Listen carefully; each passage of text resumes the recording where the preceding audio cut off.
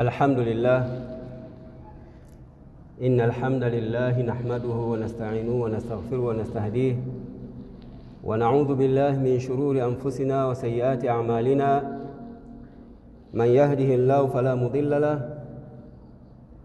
ومن يضلل فلن تجد له وليا مرشدا والصلاة والسلام على المبعوث رحمة للعالمين بشيرا ونذيرا محمد بن عبد الله بن عبد المطلب فصلوات ربه وسلامه عليه واشهد أن لا إله إلا الله وحده لا شريك له ولي الصالحين واشهد أن محمدا عبده ورسوله أرسله ربه بالهدى ودين الحق ليظهره على الدين كله ولو كره المشركون. أما بعد، إخوة الإيمان، أوصيكم ونفسي أولا بتقوى الله عز وجل، ألا فقد فاز المتقون. Baada ya kumshukuru Mwenyezi Mungu Subhanahu wa Ta'ala na kumtakia ziada ya rehema na amani mtume wetu Muhammad sallallahu alaihi wasallam, awali ya yote na kuhusieni ndugu zangu katika imani, bila kusahau kuhusiana nafsi yangu katika swala zima la kumcha Mwenyezi Mungu Subhanahu wa Ta'ala kwa kuyatekeleza yote aliyoyaamrisha na kuyaacha yote aliyoyakataza, kwani hakika na bila shaka wamefaulu na kufanikiwa wale wote wanaomcha Mwenyezi Mungu Subhanahu wa Ta'ala. Ndugu zangu katika imani, kupitia khutba yetu ya leo tutakumbushana juu ya uwepo wa matukio ambayo yamerekodiwa katika Qur'ani tukufu, matukio yaliyotokea katika zama zilizopita waliokuwa kabla yetu, na nini lengo hasa Mwenyezi Mungu Subhanahu wa Ta'ala kuyarekodi hayo matukio mpaka leo hii tunayasoma. Ndugu zangu katika imani, wanatuambia wanazuoni, Qur'ani tukufu si kitabu cha visa, lakini kuna baadhi ya visa vimetajwa kwa malengo maalumu. Anasema Mwenyezi Mungu Subhanahu wa Ta'ala katika Qur'ani, surati Yusuf aya 111, laqad kana fi qasasihim ibaratun liulil albab, hakika katika kutaja visa na matukio ya watu walioishi kabla yetu, ibra, kuna mazingatio makubwa kwetu sisi tuliopo sasa hivi, tukilinganisha matukio yale na hali tulionayo. Na nini kilifuatia baada ya matukio hayo? Yako matukio mengi yanasimuliwa ya uchamungu, yako matukio mengi yanasimuliwa ya uasi, na yote mwisho wake unatajwa ilikuwa ni nini. Sasa tunapotajiwa matukio kama haya kupitia Qur'ani, lengo tujifunze matukio ya uchamungu na walipata nini, maana yake na sisi tuwaige wao. Lakini matukio ya uasi na Mwenyezi Mungu aliwafanya nini, maana yake sisi tuchukue tahadhari, tusije tukafikwa na yale ambao yaliwafika waliofanya uasi, na Mwenyezi Mungu akaamua ima kuadhibu au kuwatanabahisha kwa namna yeyote ile. Sasa ndugu zangu katika imani, matukio ni mengi sana yaliyopo katika Qur'ani tukufu, lakini kwa wakati tulionao tutataja tukio moja tu ambalo kwa kiasi kikubwa linafanana kabisa na matukio tulionayo au yaliyopita hivi karibuni. Anasema Mwenyezi Mungu Subhanahu wa Ta'ala katika surati An-Nahl aya 112, wadharaba Allahu mathalan qaryatan, Mwenyezi Mungu Subhanahu wa Ta'ala anapigia mfano kijiji kimoja. Moja kati ya kauli za wanazuoni wa tafsiri wanasema kijiji hiki ni Maka. Kwa hiyo Mwenyezi Mungu Subhanahu wa Ta'ala anapigia mfano wa kijiji kwa maana ya mji wa Maka. Kulikuwa kuna nini? Yapo mengi yamefanyika katika mji wa Maka, lakini katika aya hii Mwenyezi Mungu Subhanahu wa Ta'ala anazungumzia swala moja kubwa. Kanat aminatan, kijiji hiki kilikuwa na amani na utulivu. Ndugu zangu katika imani, shida moja kubwa tulionayo, neema za Mwenyezi Mungu tukizizoea inafikia kipindi tunaona kwamba ni haki yetu na ni wajibu wa Mwenyezi Mungu. Mwenyezi Mungu alikuwa anawajibika kutupa alivyotupa, na sisi ni haki yetu. Hii ni athari mbaya ya kuzizoea neema za Mwenyezi Mungu. Tunafika sehemu zile neema tunaona ni mambo ya kawaida, ni haki yetu, tulikuwa tunastahiki, na Mwenyezi Mungu alikuwa anawajibika. Sasa Mwenyezi Mungu anatupa mfano, hiki kijiji, mji huu wa Maka, walikuwa katika neema nyingi. Nambari moja, kanat aminatan. Mji huu, kijiji hiki kilikuwa na amani, neema kubwa, ambayo neema hii ndio zinafuatia neema zingine.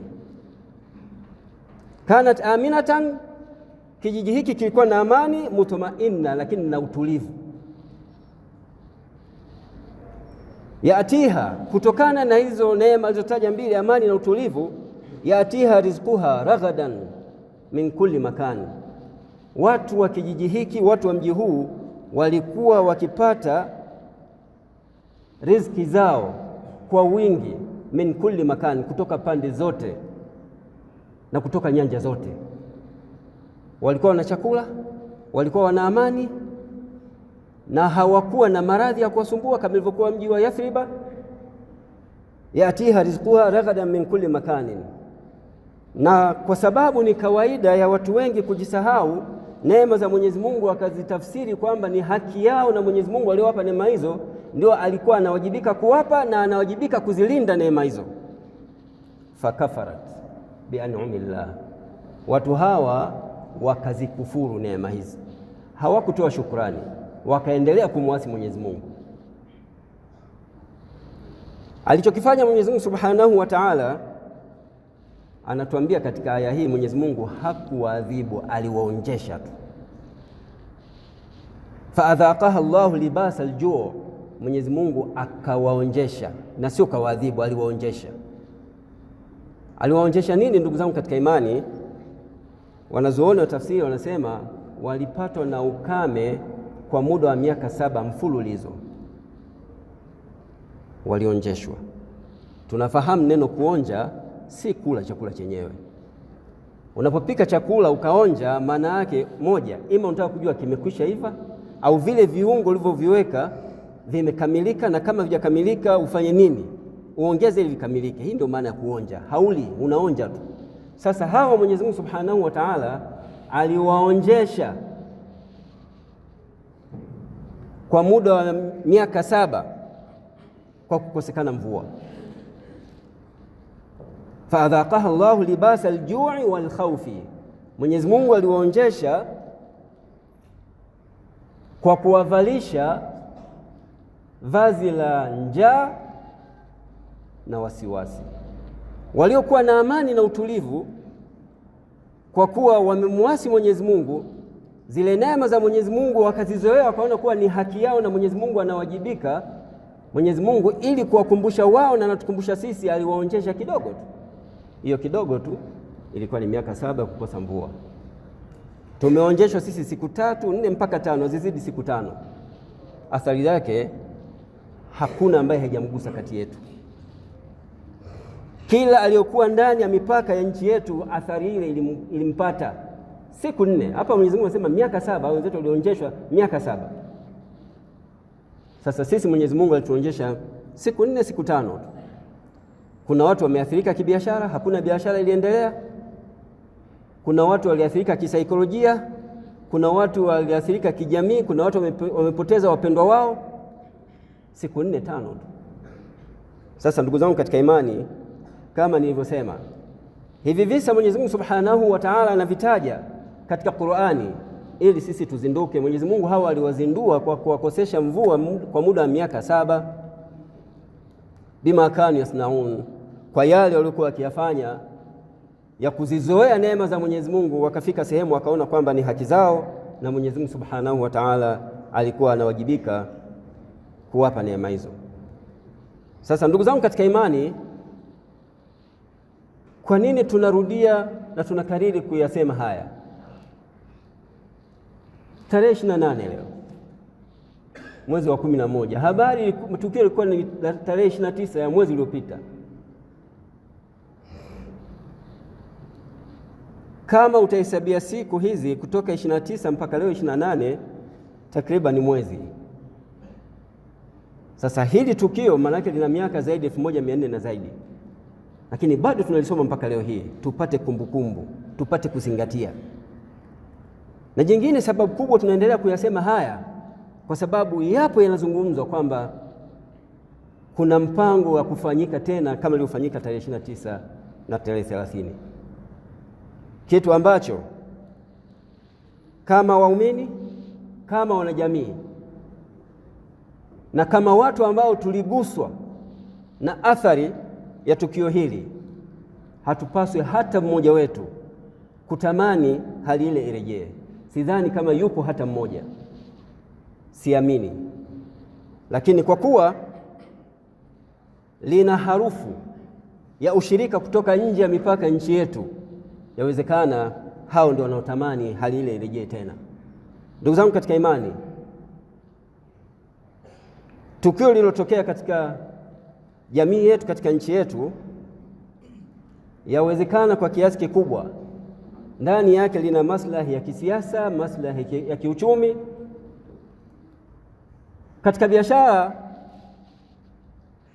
mnapokuwa watu wawili, watatu mpaka wanne mnafanya biashara ya aina moja, ushindani ni mkubwa,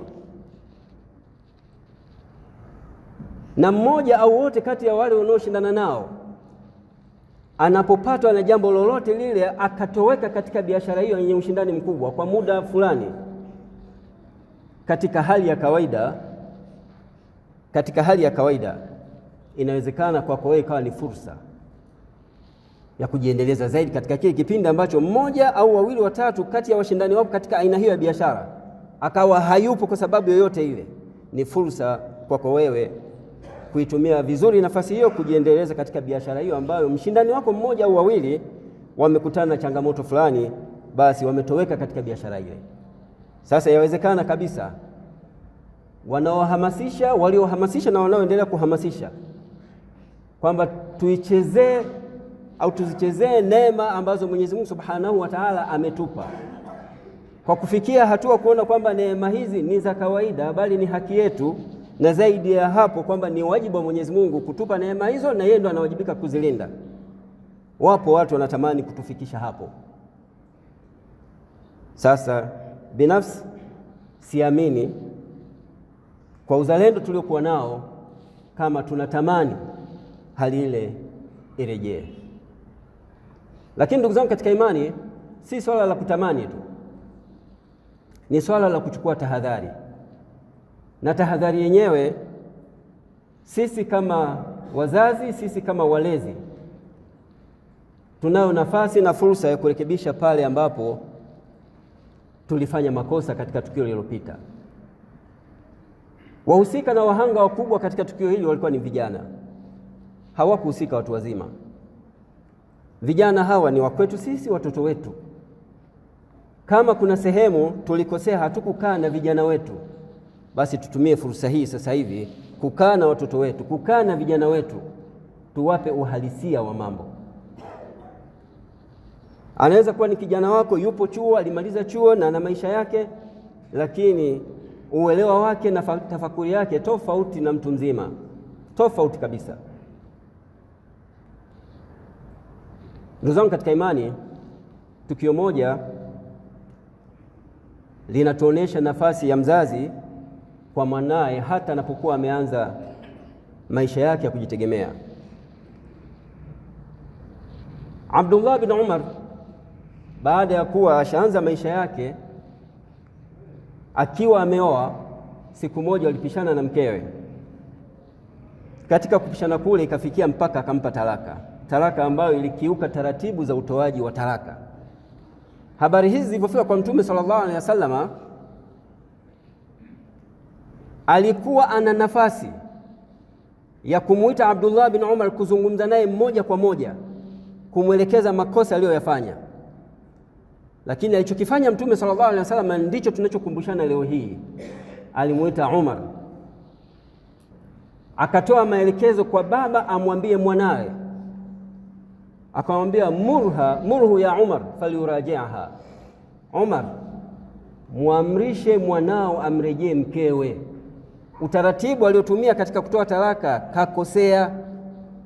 Kwa nini Mtume asimwambie Abdullah ibn Umar yeye mwenyewe, lakini anamwambia baba yake, kuonesha kwamba mtoto kwa baba hakui, bado ni mtoto tu. Baba ana hikma na busara, sikio alizidi kichwa. Somo utakavyosoma baba atakuwa bado ni baba tu. Ndio maana Mtume sallallahu alaihi wasallam anampa maagizo Umar, mwambie mwanao utaratibu aliofanya kumpa talaka mkewe kakosea. Sasa na kuamrisha umwamrishe, murhu faliurajiaha, muamrishe mwanao amrejee mke wake, halafu afuate taratibu. Ndugu zangu katika imani, nimesema na narudia tena kusema, kama kuna sehemu sisi kama wazazi hatukukaa na vijana wetu, basi fursa ya kurekebisha makosa hayo ni sasa. Yanapozungumzwa maneno kwamba kuna mpango mwingine wa kulifanya tukio kama lile, basi tukae na vijana wetu, tuzungumze nao. Haijalishi ana umri gani, haijalishi ana maisha yake, bado kwako wewe yeye ana fursa ya kupata mwongozo na hikma na busara zako. Tukae na vijana wetu, tuzungumze nao, mpaka hao ambao hawana nia nzuri na amani yetu, hawana nia nzuri na nchi yetu, siku hiyo jikute wako peke yao. Vijana wetu wao wamepata elimu kutoka kwetu sisi. Barakallahu li wa lakum bil Qur'anil azim wa nafa'ani wa iyyakum bil ayati wadh dhikril hakim. Aqulu qawli hadha wa astaghfirullaha li wa lakum wa lisa'il mu'minin fastaghfiruhu innahu huwal ghafurur rahim wa huwal barrul karim. Alhamdulillah wassalatu wassalamu ala rasulillah. Ikhwatal iman, usikum wa nafsi maratan thaniya bitaqwallahi azza wa jalla, ala faqad faza almuttaqun. Ndugu zangu katika imani, kwa mara nyingine tena nakuhusieni pamoja na kuihusia nafsi yangu katika swala zima la kumcha Mwenyezi Mungu Subhanahu wa Ta'ala, kwani hakika na bila shaka wamefaulu na kufanikiwa wale wote wanaomcha Mwenyezi Mungu Subhanahu wa Ta'ala. Kwa kumalizia hutuba yetu, tuendelee kukumbushana kwamba tupo katika neema nyingi ambazo Mwenyezi Mungu Subhanahu wa Ta'ala ametuneemesha, lakini neema hizi Mwenyezi Mungu Subhanahu wa Ta'ala kawaida yake na desturi yake, anapokupa neema, ipo siku ambayo atakwenda kukuuliza hizo neema ulizitumia vipi. Thumma la tusalunna yawma idhin 'anil na'im, kisha mtakuja kuulizwa siku hiyo, siku ya hisabu, juu ya neema mlizopewa, mlizitumia vipi? Moja, lakini mlizilinda vipi? Au na nyinyi mlifikia kuona kwamba hizo neema ni haki yenu na Mwenyezi Mungu alikuwa anawajibika kuwapa neema hizo na alikuwa anawajibika kuzilinda? Itafika siku hiyo tukaulizwa. Sasa kabla haijafika siku hiyo, tuendelee kukumbushana kwamba tuzilinde hizi neema tulizo nazo. Tuzungumze na vijana wetu, wafute kabisa katika fikra zao yale yaliyotokea yasijirudie. Sina wasiwasi na watu wazima, wasiwasi wetu mkubwa ni kwa vijana wetu, ambao sasa sisi kama wazazi, sisi kama walezi, tuna jukumu kubwa la kuwasimamia. Kwa kumalizia, tukumbushane hadithi moja ambayo Mtume sallallahu alaihi wasallam anasema katika hadithi hiyo, man asbaha minkum aminan, yeyote kati yenu atakayepambazukiwa na siku akiwa ana amani. Neema ya kwanza tena hapa inatajwa amani, akiwa na amani. Fi sirbihi, katika nafsi yake. Tafsiri nyingine ya sirbi ni jamaa, kwa maana akiwa na amani katika familia yake. Amani ya mtu mmoja, lakini amani ya jamii. Tunapopambazukiwa na siku tukiwa tuna amani, hiyo ni siku moja tu. Muafan fi jasadihi, lakini akawa na afya katika mwili wake. Neema nyingine hiyo, neema ya amani, neema ya afya. Indahu qutu yaumihi, lakini zaidi hapo anacho chakula cha kumtosha siku hiyo. Neema ya tatu, amani, afya, lakini na chakula cha siku hiyo. Panataja hapa siku moja tu. Mtu aliyeamka na neema hizo tatu, fakannama hizat lahu dunya biasriha. Kwa hizo neema tatu tu, Mwenyezi Mungu anasema neema alizotupa ni nyingi, lakini katika hadithi hii Mtume anatukumbusha neema tatu muhimu. Ya kwanza amani, ya pili afya, ya tatu chakula. Yaani siku umeamka unavyo hivyo vitu vitatu, wewe ni sawa sawa na umepewa dunia na kila kilichomo katika dunia. Sasa hapa Mtume sallallahu alaihi wasallam anatukumbusha baadhi tu ya neema, lakini neema zipo nyingi. Wa intaudu ni'matallahi la tuhsuha, mkitaka kuzihesabia neema za Mwenyezi Mungu hamuwezi kujua idadi yake zipo ngapi. Neema zipo nyingi. Mwili wako wote, viungo vyako vyote, hizo ni neema kutoka kwa Mwenyezi Mungu Subhanahu wa Ta'ala. Ni matumizi tu unatakiwa utumie vipi, ni vile anavyotaka Mwenyezi Mungu Subhanahu wa Ta'ala. Ndugu zangu katika imani, narudia na kwa kumalizia hotuba yangu kwamba kama wazazi, kama walezi, tuna jukumu kubwa la kukaa na vijana wetu tukazungumza nao. Vijana wetu mitazamo yao tofauti na wanavyotazama watu wazima, tafakari yao ni tofauti na wanavyotafakari watu wazima, lakini likitokea la kutokea halichagui kijana wala mzee, athari inatukumba wote. Kwa hiyo tusizizoee neema za Mwenyezi Mungu Subhanahu wa Ta'ala tukafika sehemu tukaona kwamba ni haki yetu na Mwenyezi Mungu alikuwa ana wajibu. Tuendelee kukumbushana, tuone kwamba hizi ni neema na ni fadhila kutoka kwa Mwenyezi Mungu Subhanahu wa Ta'ala. Wapo watu wengine kama sisi wanaotuzunguka, neema nyingi ambazo sisi tunazo hawana. Na ndugu zangu katika imani, wanasema faida na thamani ya neema huwa inajulikana pale inapotoweka. Utaijua faida na fadhila ya afya siku ukiumwa. Utajua neema na fadhila ya macho siku ukiamka macho hayaoni, ndio utajua thamani na ukubwa wa neema hiyo ya macho. Sasa tusiombe wala tusifanye tukafikia kujaribiwa kama tulivyojaribiwa kwa muda wa siku 4 tu. Mwenyezi Mungu hapa anatuonyesha kwamba hawa watu aliwaonjesha tu wala hakuadhibu kwa muda wa miaka 7. Sisi tumeonja kwa muda wa siku 4 tu, athari yake bado tunayo mpaka leo. Ibadallah, inna Allaha malaikatahu yusalluna ala nabi ya ayyuhalladhina amanu sallu alayhi wa sallimu taslima.